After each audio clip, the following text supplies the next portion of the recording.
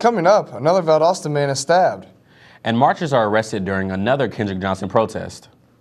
We'll have these stories and more. Your News Valdosta starts now.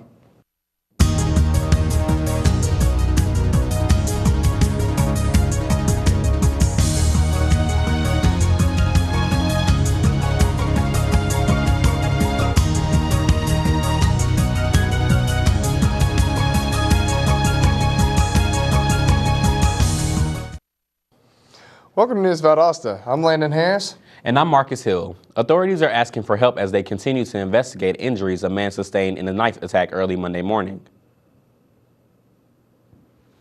Valdosta police say that at approximately 4 a.m. yesterday, they responded to an assault to a residence in the 500 block of East Mary Street. Police arrived to find a 46-year-old man with several injuries, including cuts on his cheek, upper right arm, and upper chest. According to reports, the victim stated that he was walking to his vehicle when an unknown male approached him from behind and cut him with an unknown bladed object. The victim also stated that the man's face was covered and did not speak to him. The victim's injuries were non-life-threatening. However, investigators do not believe that the attack was a random act of violence. Detectives are asking anyone with knowledge of the attack to contact the police department. The Atlanta-based civil rights group, The Community, protested this weekend with a symbolic march from Atlanta to Valdosta to raise awareness to what they are calling a cover-up in the Kendrick Johnson case. Johnson's body was found upside down in a rolled-up gym mat at Lowndes High School. A state autopsy later ruled that the 17-year-old's death to be an accident. 5 protesters from Atlanta were arrested yesterday at the Lowndes County Board of Education. The protesters said they were attempting to deliver a letter requesting the school officials to allow Kendrick Johnson's older sister to accept a diploma on his behalf at this year's high school graduation ceremony. The incident occurred at Lowndes High School at noon when Lowndes County deputies approached 15 protesters and asked them to leave. The protesters then walked to the nearby Lowndes County Board of Education where the arrests were made. The group of protesters were charged with trespassing and a separate protester was charged with obstruction. The Valdosta Fire Department has updated its trucks with modern technology. News reporter Cassandra Massey has more on the story. I'm at the Valdosta Fire Department where new technology is being introduced. Just recently, the department installed new iPads into all of their trucks. The Valdosta Fire Department have retired its old ways and upgraded the technology in all of the fire trucks. Every fire truck is now equipped with an iPad. The iPads reduce some of the workload for the firefighters. Writing it down with pen and paper like we used to, they'll be able to enter that right in live, right on the iPad, and it goes right on their computer, all in one step. With the iPads on the trucks, firefighters have access to all the paperwork that is on their desktop computers. Us to have more time with our guys, to do more training, allows us more time in the station to be able to get things taken care of in-house that we need to get taken care of without having to sit in front of the computer, once we get back in quarters to get things entered into the computer system. So this is a huge, huge benefit for us. The Valdosta Fire Department plans to install even more technology in the department. The purpose of the iPads are to make the lives of firefighters a little easier by reducing paperwork and saving time. This technology has been very successful here at the department, and firefighters are looking forward to more technology. With News Valdosta, I'm Cassandra Massey. First readings for city ordinances will take place tonight at the Lake Park City Council meeting. Topics will include boat use limitations on Tom's Pond, Sunday alcohol sale hours, and updating the city fees and fine schedule. A public hearing about small business seeking exceptions and zoning regulations is on the agenda as well. The council will also discuss the sinking of the Lake Park Civic Center. The Lake Park City Council meeting is set for tonight at 7:30 in the Lake Park City Hall. Dr. William Morgan is hosting the second Guns for Bibles Exchange project this weekend. Morgan started swapping Bibles for guns in 2011. He says that the purpose of the exchange is to get guns off of the streets. Valdosta Police Chief Brian Childress joined with Morgan to sign a document explaining the rules for the exchange program. There will be no police at the collection site, and no one's identity will be recorded by police. Runners will take each gun to the Valdosta Police Department immediately after being collected for safety purposes. At the police station, the guns will not go through ballistics or fingerprint tests, but will be kept in the City-County Crime Lab's gun library. The Guns for Bibles Exchange project is scheduled for 9 a.m. to 3 p.m. this Saturday at the Southside Recreational Center. When we come back, we'll look at how a new tax approved by Georgia legislator might affect local businesses. And later, we'll find out how young is too young to be getting into tanning beds. So stay with us. All right, give me a spot. You know my motto, safety first. They could be dangerous. I think we should call animal control. Animal control? To be safe. Don't worry. Just... I got this. It's a new motto. You don't have to be perfect to be a perfect parent. There are thousands of teens in foster care who don't need perfection. They need you.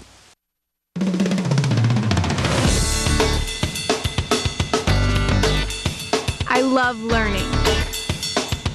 I believe in service. I am full of passion. I embody sportsmanship.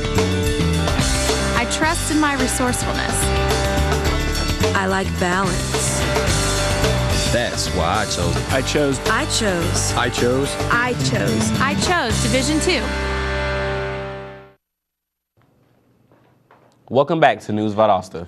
Georgia's legislators have passed a new hotel tax to fund road construction and highway repairs. The hotel tax bill is expected to raise around $200 million a year for road and bridge repairs by adding a $5 fee to hotel bills.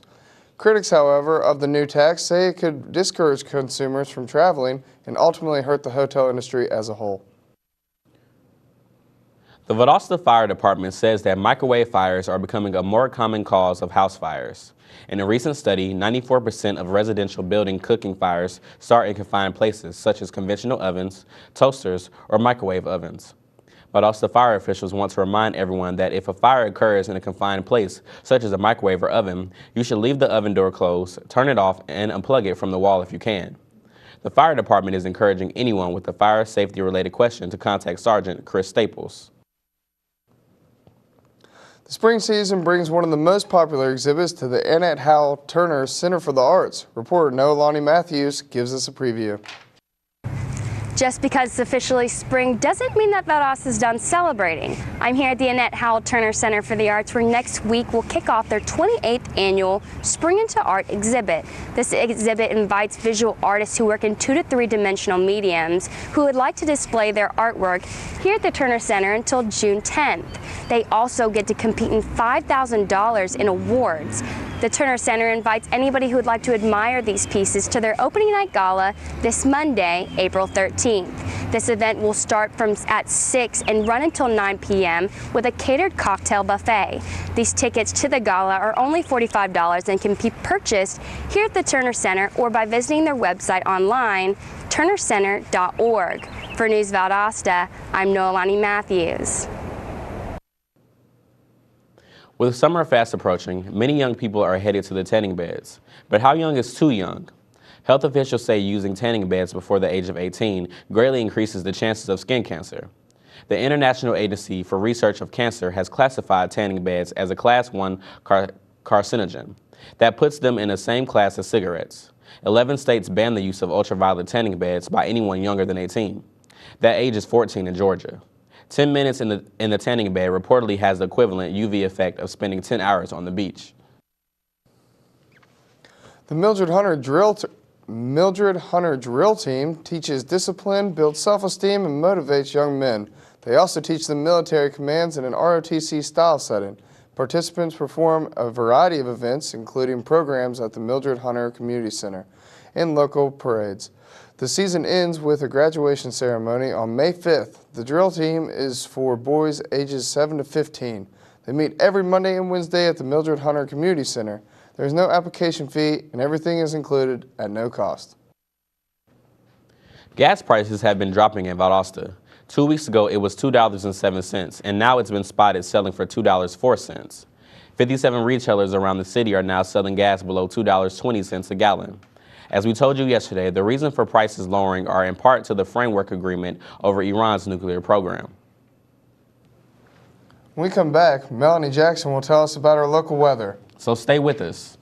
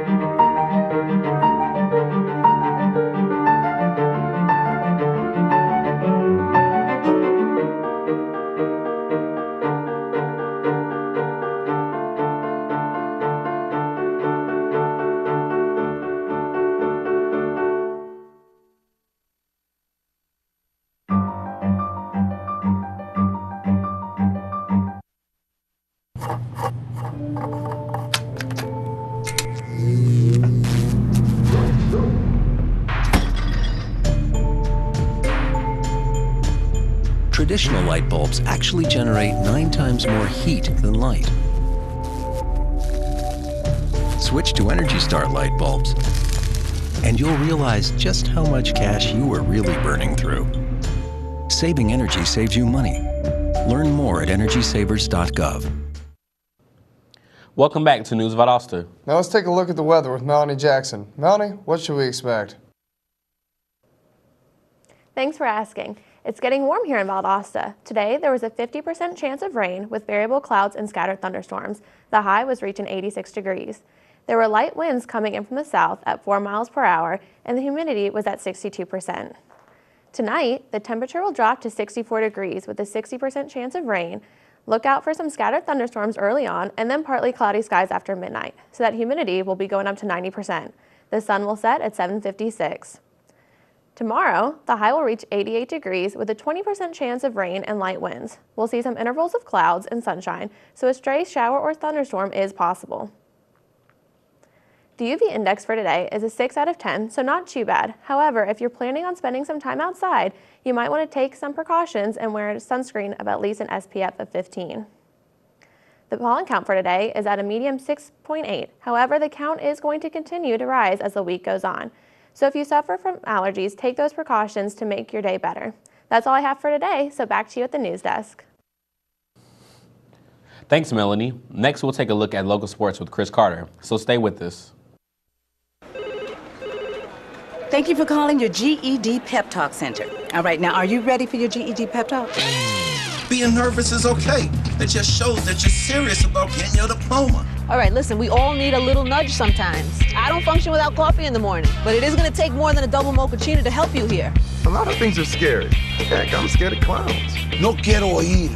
Danny, no lo puedo hacer. Quiero ir. Danny, lo voy a hacer. DMC, liking your pep talk style. Just keeping it real, Debs, just keeping it real. Louder, louder, I'm gonna get my GED, come on! Get your GED.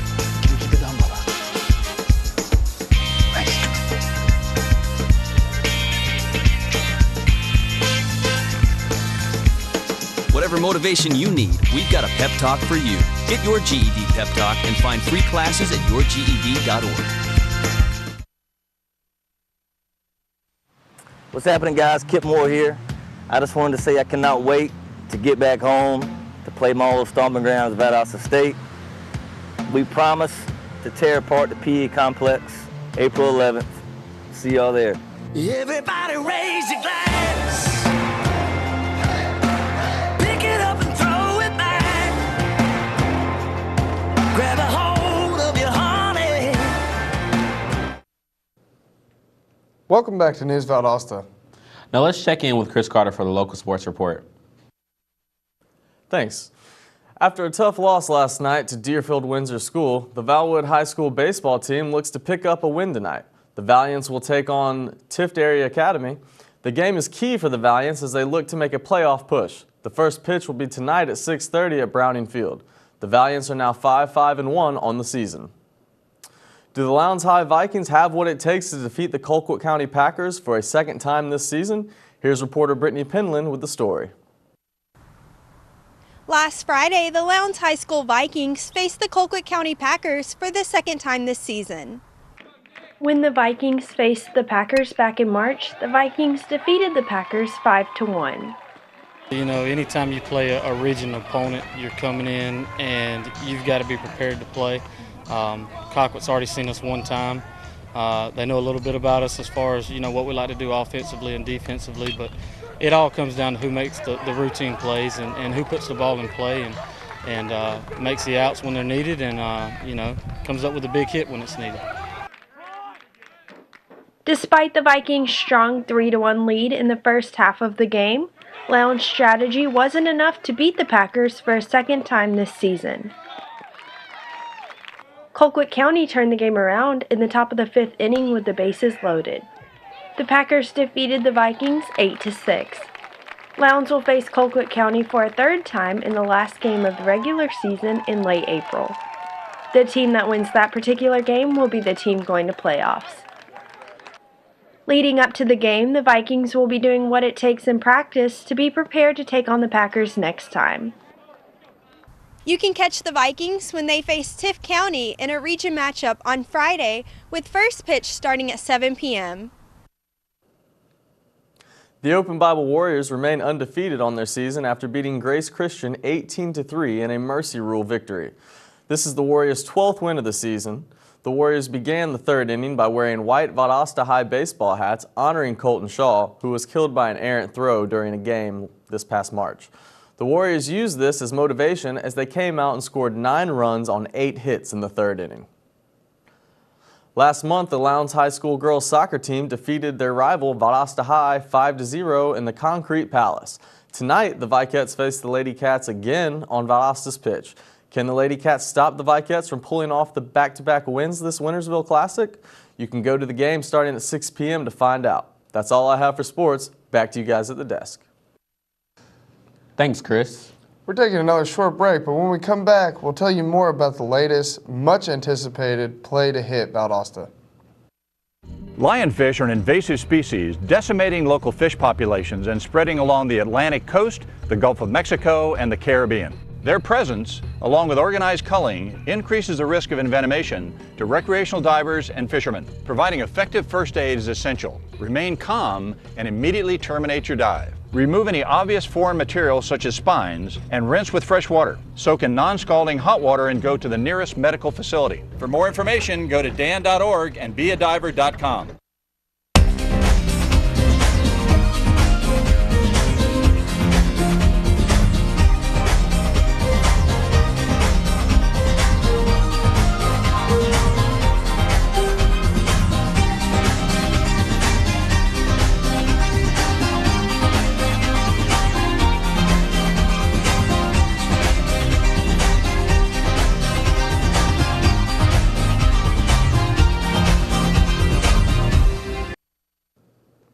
Welcome back to News Valdosta. The Valdosta State University Theater and Dance started its 7th performance of the season with The Wiz last Friday night. The show is a spin-off of the classic Wizard of Oz and is geared for the whole family. There will be performances in the Sawyer Theater tonight, tomorrow, and Thursday at 7:30 p.m. Tickets are available to the community at $17 for adults, $14 for senior citizens, and $12 for children. This production is dedicated to the memory of the late Dr. Lawrence Edling, a mass communication professor in the Communication Arts Department. The Valdosta Small Emerging Business Program, in partnership with the Valdosta State University Small Business Development Center, is conducting a free workshop for small business owners and potential small business owners. The workshop will be held tomorrow in the multi-purpose room at the Valdosta City Hall Annex from 9 in the morning to 12:30 in the afternoon. The event is being held to commemorate National Community Development Week. That's it for our program today. Thanks for watching News Valdosta. I'm Marcus Hill. And I'm Landon Harris. Join us again next time.